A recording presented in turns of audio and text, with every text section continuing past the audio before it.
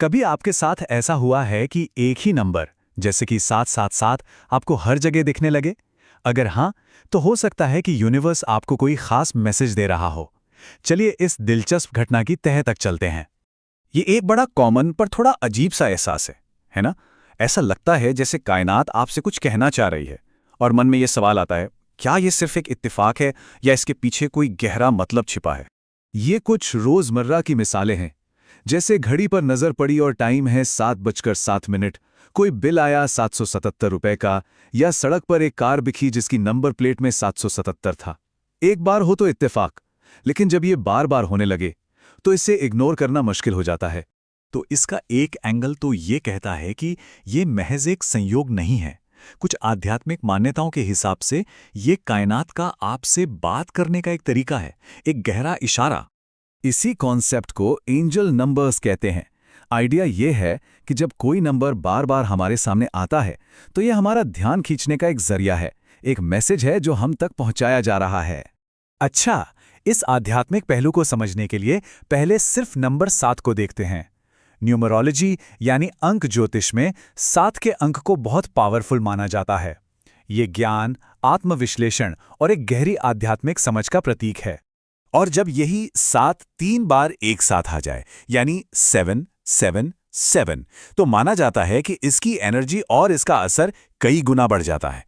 ये सिर्फ 7 नहीं है, बल्कि उसकी शक्ति का विस्तार है। तो फिर मैसेज क्या है इसका? मान्यताओं के मुताबिक 777 देखना एक बहुत ही पॉजिटिव साइन है। ये बताता है कि आप जिंदगी में सही दिशा में आगे बढ़ रहे हैं, यूनिवर्स की एनर्जी आपके साथ है और आपकी मेहनत जल्द ही रंग लाने वाली है। इसे एक तरह से यूनिवर्स की तरफ से हाँ या कंफर्मेशन माना जाता है। तो सबसे जरूरी बात यह है कि ये नंबर आपको बाहर से ज्यादा अपने अंदर देखने के लिए कह रहा है। ये एक इशारा है कि अपनी कट फीलिंग पर भरोसा करें, क्योंकि आपकी अंदर की आवाज आपको सही राह दिखा रही है। लेकिन एक मिनट, क्या ये सब सिर्फ हमारे दिमाग का कोई खेल तो नहीं है?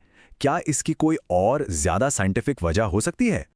चलिए अब सिक्के का दूसरा पहलू देखते हैं, जो हमें साइकोलॉजी और हमारे दिमाग के काम करने के तरीके की तरफ ले जाता है। साइकोलॉजी में ना इसका एक बड़ा मजेदार नाम है, बार्डर-मीनहॉफ फिनोमेनन। सोचिए, आप एक लाल रंग की कार खरीदने का सोचते हैं और अचानक से आपको हर जगह लाल कारें ही दिखने लगती हैं। ऐसा नहीं है कि लाल कारें अचानक बढ़ गई हैं, बल्कि आपका दिमाग अब उस पैटर्न पर ध्यान देने के लिए ट्रेन हो गया है। 777 के साथ भी ठीक यही हो सकता है। तो अब हमारे सामने दो बिल्कुल अलग-अलग एक्सप्लेनेशंस हैं। एक तरफ ये एक गहरा आध्यात्मिक संदेश हो सकता है और दूसरी तरफ ये हमारे दिमाग का एक पैटर्न पहचानने का तरीका हो सकता है, जिसे हम गलती से एक संकेत समझ लेते हैं। तो ठीक है, चाहे इसे संकेत माने या दिमाग का खेल, सवाल तो ये है कि जब ऐसा महसूस हो तो करना क्या चाहिए?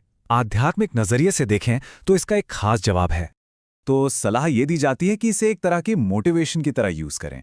अपनी सोच को पॉजिटिव रखें, अपने गोल्स को फिर से याद करें और अपने दिल की आवाज पर ज्यादा ध्यान दें। इसे एक इशारा समझें कि बड़े मौकों के लिए तैयार रहना है। मतलब इसे एक रिमाइंडर की तरह देखिए। ये एक मौका है रुककर खुद से ये पूछने का, क्या मेरे काम और मेरी सोच मेरे असली मकसद से मेल खाते हैं?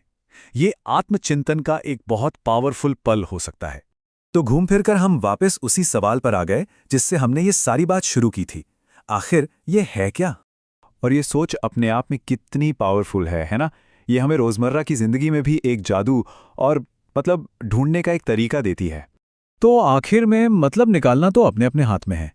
क्या ये कायनात का कोई रहस्यमयी मैसेज है या हमारे दिमाग का एक दिलचस्प पैटर्न पहचानने का खेल?